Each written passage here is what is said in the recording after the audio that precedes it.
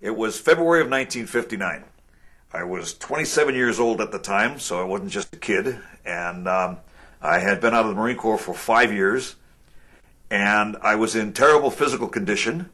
I had lost what I had gained through the United States Marine Corps by just working and being a family man, and decided that I needed to do something in order to get back into some semblance of physical condition. Never did like pumping iron, so gym was out of the question. I think we covered this in the article. But my brother-in-law came home and he said, "Did you know there's a judo school up on Tweedy Boulevard?" I lived in Southgate at the time. And I said, "No, but I'm going to check it out." Because I just always had a love for a martial art. And I had seen gis, but not close up. So I went down there one night, and the place was closed. And this was like 2 nights after he told me. And so I put my hands up to the windows, and I looked inside, and there was some funny-looking mats on the floor, and a couple of pictures on the wall, and a desk and a chair. That was about it. And behind me was a couple of guys sitting on the fender of a car, and one says, "Hey, you interested in that?" I said, "Well, I don't know." I said, "What's it cost to take judo around here?" And he says, "Well, we don't really teach judo." I said, "Oh, really?" I look up on the roof, and it says Judo. I said, "What's?" He said, "Well, no." I said, "We're not do that." Then there was another sign on the window, and it says Aikido. And I said, "What's this Aikido?" He says, "Oh, that's Aikido." I said, "Oh, really?" I said, "Well, what is it?" He said, "Well, we don't teach that either." So now I'm thinking, I just ran into a bad joke here. I said, "What do you teach? What's karate?" He says, "Oh, that's karate." I said, "Excuse me?" He says, "That is karate." I said, Would you say it one more time?" "Karate." So I got it. "Oh, karate." And I said, "What is that?" He said, "Well, I'll show you a couple of things." So we went back inside. He was like the caretaker. And he showed me a few things with this other guy. And he showed me some strikes and some targets and some things. And I said to myself, "Whoa, I don't want to run into this dude, when he's not feeling good about me." So I decided I'm going to come back and check it out further. And I did. And the first night that I was there, I signed up for a class. I watched James Ebrow, and he taught, and very impressive, more so than the guy that showed me the night before. And then the very next time was like the classes were like Monday, Wednesday. I couldn't make the Monday, so a week from then, a Wednesday, a man walked in, big fella, and Hawaiian shirt, got into his gi, and when he moved, the walls moved. The floor shook. It was like a 3.2 aftershock of an earthquake every time a man moved. And he blew me away. And that, of course, was Edmund K. Parker. And I feel so blessed to have been in the first group that he brought up to and through black belt, because this was the formative time of the art, and which it took me a long time to get past the word karate, because the first time I heard somebody say karate, I thought, you don't even know what you're talking about. How could you be studying, my art when you don't even know how you even know how to say it? And then after a while, everybody said karate, and we sounded weird. So it became like, what are you trying to be? Trying to be affectatious or something? Karate. What are you clowning around? And now it's just karate. And I miss karate. I really do. But anyhow, things change and they evolve, and sometimes not always for the best, but they do. Anyhow, in time, not very much time, it had to close the place in Southgate because it was only open 2 nights a week. You can't make the rent on 2 nights a week. So he told us, those of us that were interested, that we could continue in Pasadena. That's when I was within that first group with Ed Parker there at Pasadena. One night, this is when I got before that there was a big shakeup. The entire advanced class, with the exception of myself, went with someone else. Another instructor. 3 black belts, that's all he had at the time, 3 black belts, all the brown belts, there might have been 4 or 5. And I don't know, when I smelled it, felt it in the air or what, but I don't like that kind of thing. people starting talking. When other people walk into the room, they quit talking and things of that sort. And I thought, what's going on around here? So when it came, I wasn't surprised, but I was to a degree. You know, I just couldn't understand why they did what they did. And because I wasn't hanging that close with the group. And they came and saw me 2 days later, and they said, you know, you're invited. You're part of this group. You know that. And I said, yeah, I know that, but thanks anyway. Because the next day I called Ed Parker up, and I said, where do we go from here? And he says, oh, God. He says, can you take over some of the classes? And I said, yes, I can. He was very, very, very busy at that time. And that's why it happened. He made a tactical error. He gave the advanced class to somebody who took everybody and went away. And I won't even bring up names or even the whys and wherefores, but that's what happened. So at that point in time, for me, it was the most fortuitous thing that could happen, because suddenly I was his number one guy, and I was like, 15th down the line. I couldn't even have come close to those guys that were ahead of me, and because they were far ahead of me at that time, and I was a brown belt. But so I got to work so closely with Ed Parker at that time. In fact, you're going to see maybe some footage, hopefully, of the staff set. And that's the one that he taught me, and it was so big, it went on and on and on, and the staff did everything imaginable. And I was the only one that he taught it to at that time. And he said, now it's going to be up to you to teach it to the other guys. And I thought, how am I going to teach this thing? It is, oh my God, it was so difficult. It was so just elongated and drawn out. And so even as a brown belt, I was into condensing things, making it better to carry around with you instead of this great big, heavy thing to carry around. So I cut it down by probably 2/3. I cut it down to maybe 1/3 of what he showed me. And then I had to show him what I did to it.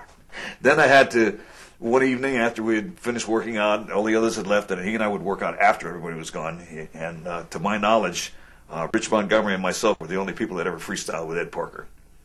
He freestyled with me 2 times, scared the heck out of me.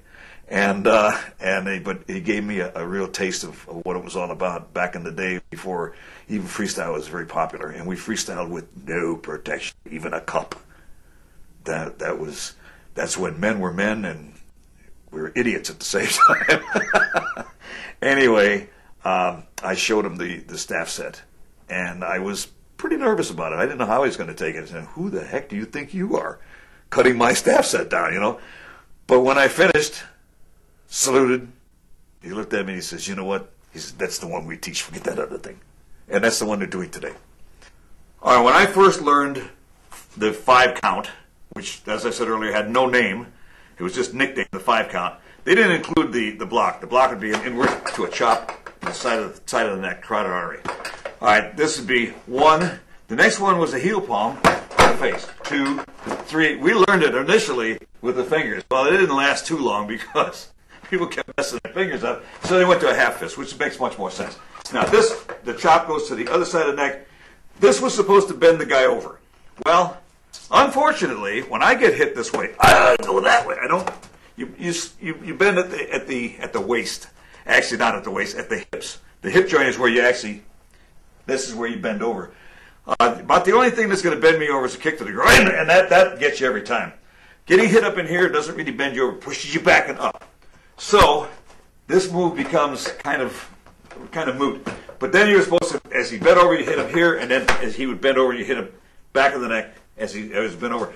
So we played with this technique and played with it, and that's when the student came along and he says, Chuck, I really like to do the whole thing on the head, man. I like to.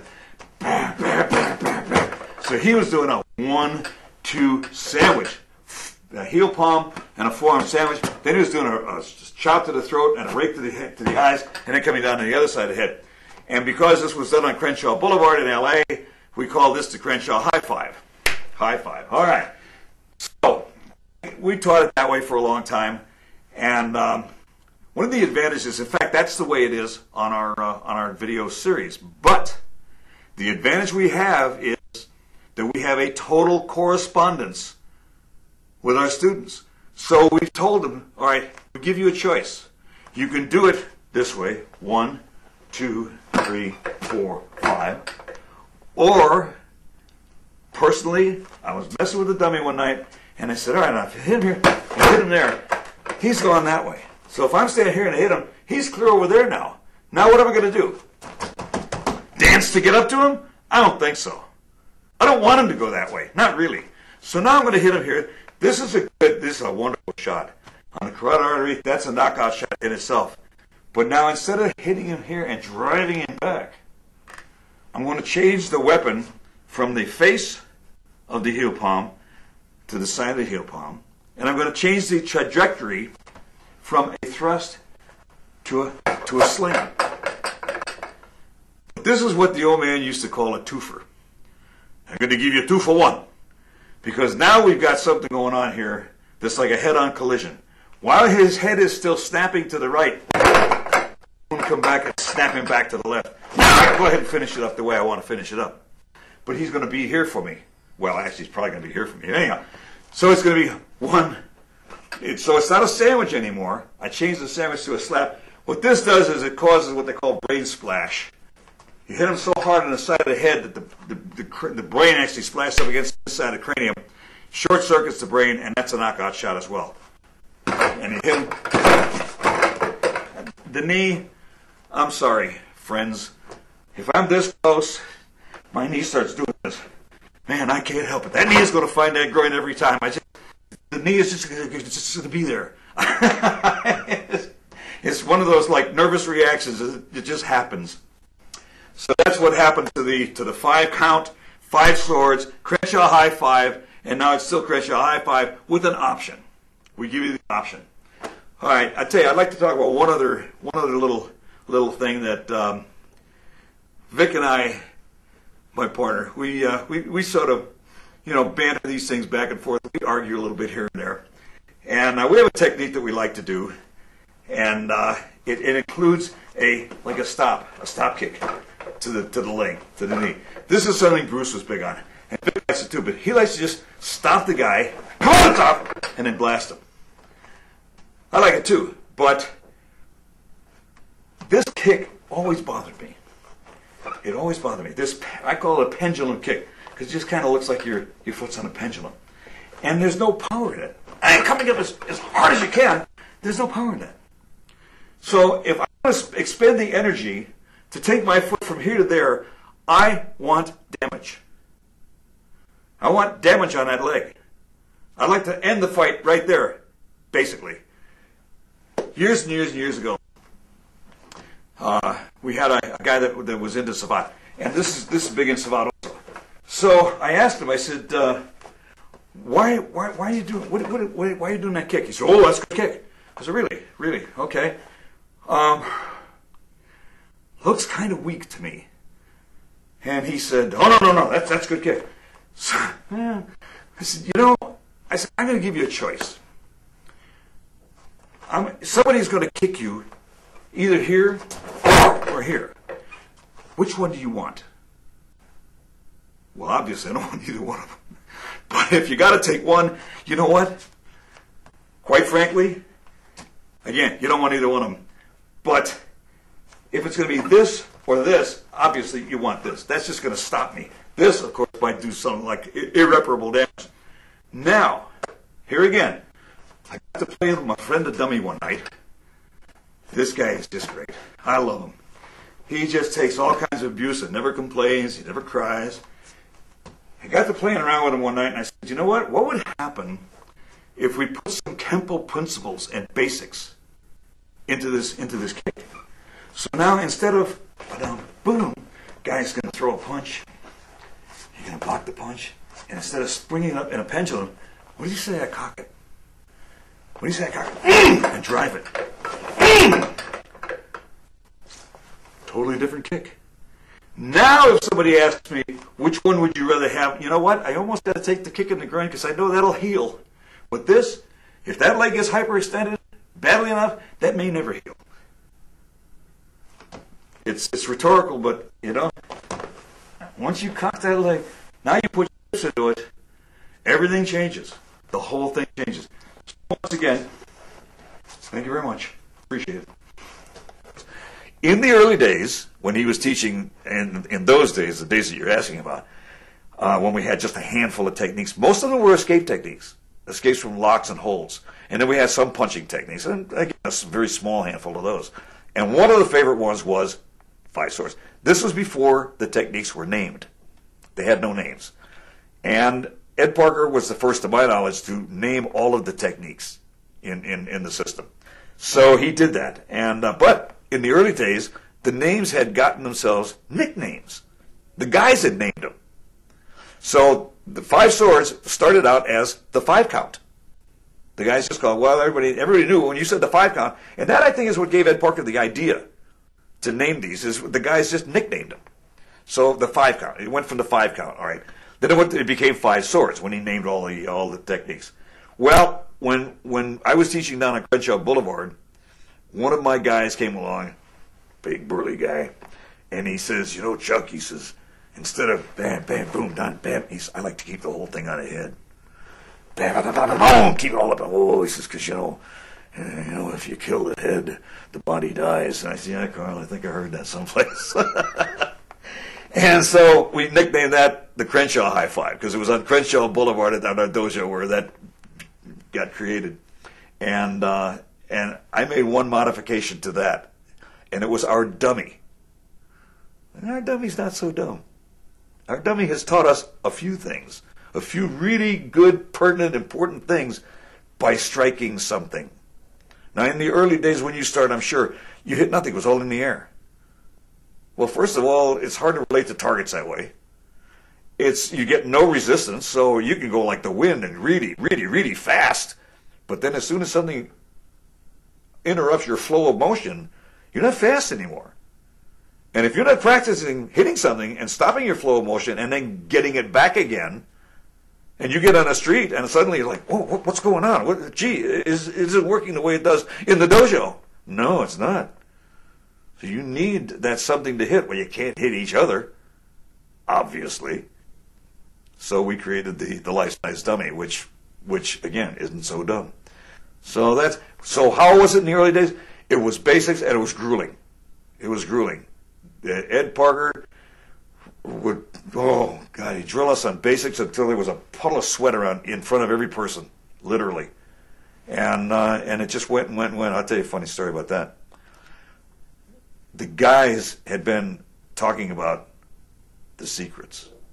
You've heard about the secrets. Oh yeah, the secrets of Kenpo.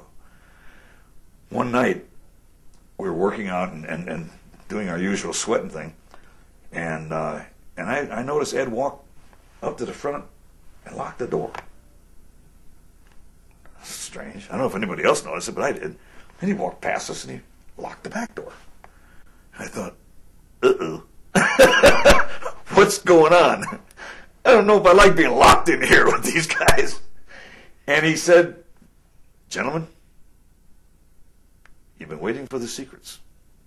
He says, tonight, I'm going to teach you the secrets. And everybody was like, whoa, the secrets, man. And I thought, I didn't think there were any secrets. I'm so surprised. This is going to be great. The secret, wow. I was always, secrets, I don't believe it. But everybody said, you don't know the secrets. Okay, well, tonight we get them. Tonight we get the secrets. We did inward blocks, outward blocks, upward blocks, downward blocks. We did rear hand strikes. We did forehand strikes. We did ball kicks. We did roundhouse kicks. And now we're ready to die, right? He says, you wanted the secrets? You got them. Those are the secrets of Kenpo. And I thought to myself, I knew it all the time. But I don't doubt I wasn't the only one that was not surprised that there were no secrets. We were getting the secrets. The secrets were, there was no secrets, but it was the secrets are, get your basics. Get your basics. You could call it evolution. How did Kenpo evolve from when I started to what it became, and then why are we taking it in the opposite direction? Like I said, you could call it evolution. You could call it progress. Personally, I call it more just for the sake of more. And why? Why is there more just for the sake of more? It's not just for the sake of more. I think it goes back, really, to when Mr. Parker lost his first group. I think it gave him the idea at the time that they left him because they had gotten everything from him that they could get. He had given them Kenpo. So now, in order to get more, they had to go seek it out somewhere else. And this other man was teaching them something else that went beyond what they had, and it was intriguing. It was new material. So I think Ed Parker said to himself, they want new material? I'll give them new material. So he created more techniques. And we, in putting our system together, I like to say we took the best and left the rest. Simple as that. We took what we knew was good, and then we liberally stole from everybody else. We had one of our guys was just beating us to death with a good Shotokan shuffle run. And we said, excuse me, George, would you mind taking the class and teaching us that? You've been beating us up with that thing since you got here. Well, he did. He taught it to us. Not that we couldn't have gotten it on our own. Because it goes back to, like, once you learn the language of motion and you learn the principles and the concepts of self-defense, again, taking a page from Bruce Lee's book, you start thinking about it and putting it together for yourself. You can pretty well come up with a lot of stuff for yourself. You know, the martial arts didn't exactly come down from the mountain on tablets. Nobody talked to a burning bush and then suddenly, I have the martial art. No! These moves were all thought up by people. Like you and like me and like you, like everybody. This is how it developed. And it's going to keep developing that way. We're going to just keep getting it better. And do you think it hasn't gotten better since I started? Oh my God. Oh boy, oh boy, oh boy, has it gotten better. You go back, we had some tough monkeys back then. Oh, we had some tough guys. Could they stand up to today? No, not really.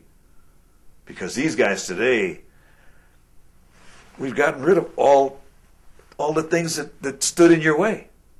And we're giving them a pure form today. Just start to say that students have taught me an awful lot too. You learn sometimes as much from your students as you do from your teachers, just by watching and observing them. And the other thing is, analyze it. I was in Chicago in 1963, before the internationals, in a tournament. I had never seen a full-out spinning back kick done by a Korean martial artist. We had a back kick, but it was puny.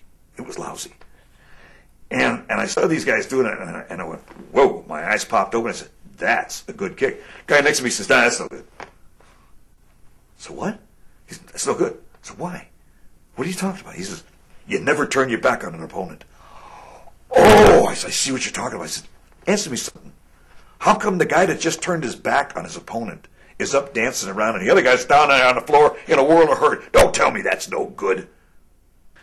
Anyway, we started working backwards because we realized in about the 1980s that nobody was getting to black belt anymore.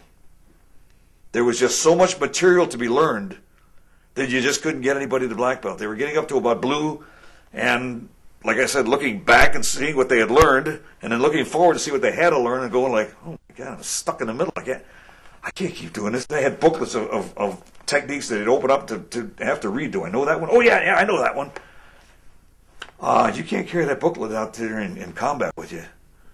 It's got to be there. And you know, I think my favorite quote by Ed Parker was when he said, I would rather have 10 techniques I can fight with than 100 techniques that fight me. If you have 10 techniques that you really got them, you're in good shape, baby. You don't need any more than that. We have 55 techniques in our system. Why 55? Because any more would be too much, and any less would be too little. That's just the way it came out. It took us 2 years. I had 31 years in the art at the time we did this. Vic had over 20. 20, and you get up in mid-20s. Anyhow, we had an accumulated 50-plus years in the art. And that's when I said, you know, if we're going to put this thing on video, we've got to have something that is so comprehensive, that is so well thought out, that this is going to be it. Because we can't go back and change it. But yet we can. We're so fortunate, we're so blessed to have the the system, basically, that we have. Because not only the system of karate, but the system of correspondence. What advice would I give to people studying Kenpo today? Get your basics. Your basics are the foundation of the art. Without strong basics, you're never going to have anything to build on. Ed Parker used to say that without your basics, it's like building a skyscraper on sand. No foundation, it's never going to hold up. Your basics are the most important thing. And unfortunately, in a lot of schools, the head instructor gets tired of teaching the basics and the beginners, so he turns it over to somebody under him, who in turn gets tired because he wants to emulate his instructor more, so he gets tired of it also, so he turns it over to somebody else, who turns it over to somebody else, who turns it over to somebody else. And eventually, you've got the blind leading the blind. You got a purple belt teaching the beginner's class. He's the last guy in the world who should be teaching anything. He could be running a brown belt class or a black belt, sure, fine, running it, but not teaching it. The most experienced person there should be teaching those basics, because that's the most important part of the art. Once you start putting techniques together, they're just a compilation of basics. That's all they are. But if you haven't got your basics, you're not in the game. Get those basics. That's my advice.